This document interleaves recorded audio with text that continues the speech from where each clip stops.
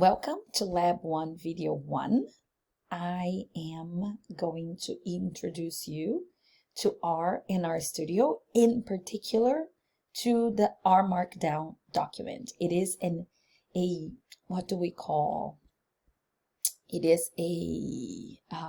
interactive document, okay, that you will be working on for every single project activity, okay? So again, we will be working on the working version that you saved from last video. So if you click here, this is your version, which is identical to the one I gave you, guided activity 1A, just in case you type something, you introduce an error, and it's easier to come back to a clean version, save a new working version, and start over. All right, so going from there. What's this workshop? Let me see if I can make this bigger for you so you can see it. Hang on, let me see. Good. So the goal of this lab is to introduce you to R in RStudio, which you will be using throughout the course, both to learn statistical concepts discussed in the course and to analyze real data and come to informed conclusions about the problems that these data inform. To straighten out which is which, R is the name of the programming language itself, and RStudio is this convenient interface that we work with. This particular lab is about R Markdown. R Markdown, I'll refer to that as RMD, is a file format for making dynamic documents with R. An R Markdown document is written in Markdown, an easy to write plain text format, so you can type things out just like I did here, and contains chunks of embedded R code like you will see below. R Markdown files are designed to be used with R Markdown package. With the R Markdown package R. I will use these to present the data analysis tool to you, and you will use it to perform the guided activities, independent activities, and exams. It is nice because it is an interactive document. I can embed code into it. You can run the code from the document, and the output appears within it. You'll see. New notebooks can be opened by going to File, New File, and File, New File, and R Markdown. Okay, so you can open a new R Markdown or a new notebook. They work pretty much the same. So I'm working with R Markdown rather than notebook. Formatting. The one downside of R Markdown for beginners, which will not matter for you in this course, is that formatting the text is not as easy as it is in Word, for instance. You have to use tricks that are not always straightforward. For example, you may have wondered why in the heck I placed the line File, New File, or Notebook in double stars. This is how I tell R that I want a line to be in bold when I convert the document to HTML, PDF, Word, etc. And you learn how to do that later. So when you convert, this thing will appear bold if you have it in between these two stars. Some more useful ones to know: bold text. If you want italic text, you need to put it in between underscores. If you want to create headers that are of different sizes, this will be a big header, slightly smaller header for the subsection of something, slightly smaller still for a subsection. If you want to create a list, you can use pluses like this, and you can keep adding items by putting a new plus sign. To create a numbered list, you can do it like that, and you can even do mathematical equations. For example, here is a binomial probability.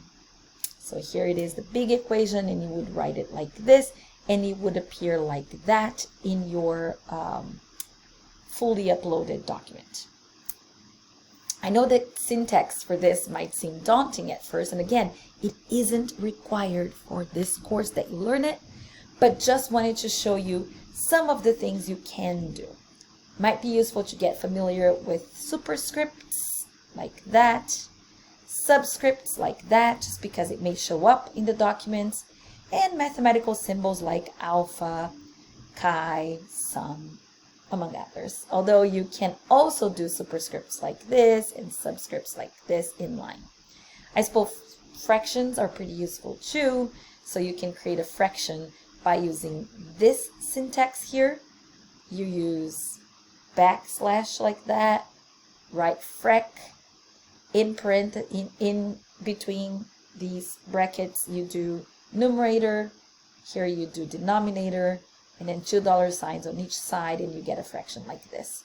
So if you want to do, say, 3 over 2, you would do it like this, okay? Numerator, denominator.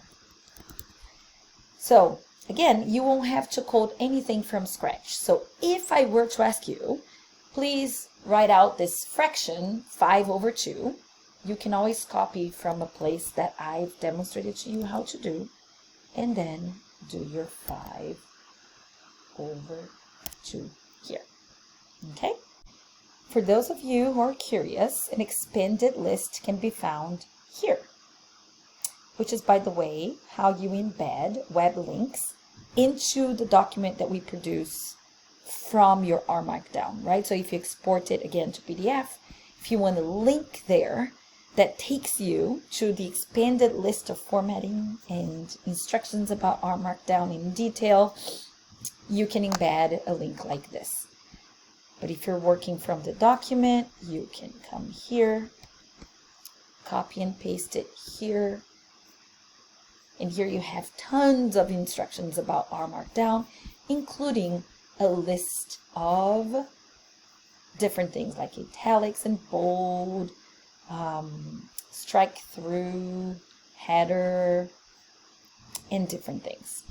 Okay? Do I have to know all of this and review this? No, not for this class. I'm not assuming anything. We're just going to use it with minimal formatting that you will get used to as we are working through the semester. Okay?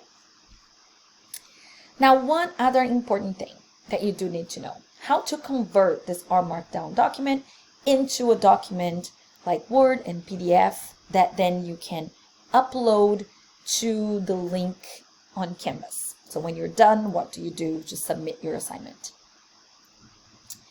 So again, why am I doing all this formatting? If you cannot appreciate the effect. You cannot appreciate the effects here. You can see it once you knit the document and convert to a different file format like PDF, Word, HTML. So what is knitting? Knit R will run each chunk of R code in the document, and you will know what code chunks are in the next few videos. But they will run the code and append the results of the code to the document next to the code chunk. So let's try it. There is a knit button at the menu above, right there. And if you click and wait a bit, and we will see what happens. So boom, it produced a little PDF document with our lab 1 right there. So see how the headers are being produced, and then here it's not 2 asterisks, 1 on each side, it's bold, and so on and so forth. So you can format a document like that. So if you do this, if you convert your document by pressing knit, here's where it goes on your R window. And then from here you can click and export and download. Okay? I'm a Mac user, so we have a downloads folder. That's where it goes. There's probably a downloads folder for Mac users as well. So here it is, guided activity right there. You can copy and paste to somewhere you can easily find. So I can go, for instance, to my teaching. Here is the new for you guys. So I can put it there. I know where it is. It's guided activity right there. So I can use, I have to know where it is, because then when I go to submit my activity, I go here. Hang on, I'm going to make it view like a student. You're going to start your assignment and you're going to upload this file right there, submit assignment, and you're done with guided activity 1A. Okay, so once you knit and submit, you're done with your guided activity. As I said on the video where I introduced the course and read the syllabus, submitting guided activities means 100. They have to be complete, but if you submit, you get 100% credit on it. Okay. Now, let me go back here and just finalize by telling you what's the gain of using R Markdown. So think back to your previous stats courses. If you did not use R Markdown, you had to include graphs or tables in your homework or exam reports, which you most likely created in Word. You had to make the graph, save it as a file, and then copy and paste it into the final Word report. The work to generate the files was not saved. If something in the data changed, if you found something off in the data file, or if your summary values used to make the graph are off, anything that you have to redo, you had to repeat the entire process to update the graph, and you didn't quite remember, where did the professor point and click in different places? How can I replicate this graph? With R Markdown, everything will be there that you've done so that you can replicate what you did and only change and update the data set, for example, or update an error that happened. You don't have to redo your full work, and all the work that you've done will be registered. So in the R Markdown paradigm, each report contains the code it needs to make its own graphs, tables, numbers, analysis. Everything will be there. So if you find something wrong with the data and correct it, the graphs will automatically update once you run the code, and you just have to reknit the document. So you will appreciate how helpful this is throughout the course. It's hard to know right this second. R Markdown in this course, I will use it. R Markdown documents to guide your learning. Over time, you will have to do more and more on your own, but there will be lots of scaffolding.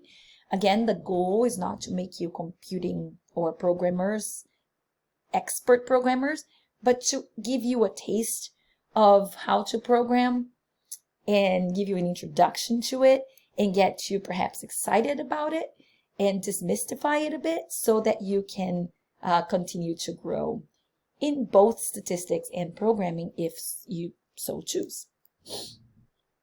So every lab will include RMDs for both guided and independent activities. You have to complete all exercises and submit the RMD document with the answers for your in-class assignment credit, just like we've done. We knit once you're done, and then you have handy documentation of your work to submit along with your RMD document. All right, so for activity 1A, you are done. Important here, for activity 1B, you will be working with videos I recorded in the past to go over the kind of rudimentary skills and concepts that we will be referring to when you're programming in R throughout the semester. So really important activity. What I did not remind you there was to, open your activity 1B, not the key, the one that doesn't have the key, so you can try out the things when I ask you to try them out. But what I don't remind you of there is that you should do what before you start working? Save as, leave the .rmd in the name, it has to end with .rmd, but add working version 1 so that you are working, as you follow along in the video, you're working on a file that you saved to your R environment, and if something goes off and you need the clean version, it's still there. Okay, so start working from the working version. I'm not going to remind you there, but this is a problem that came up so much for students in the past that I'm reminding you here. I'm not going to re-record the videos of the next part, and please make sure you just follow along. You don't even need the videos, to be honest. You can also simply read the instructions here and try to do it yourself. If you find, some students do find it helpful to have me talking and commenting more than is written there, but some find that annoying actually. So see who you are and see how you want to work with it. Okay, it is very useful that you're watching the videos while having your document open, so you're following along the video, so you don't have to watch the whole video and then try it out on your document. Try to follow along. Having two screens help, or you can split the screens, okay, of kind of have the video and the R Markdown document on kind of halves of different halves of your screen. I do that sometimes. Okay, all right. I guess you'll see me or recordings of me for activity 1B in a bit. Okay, bye bye.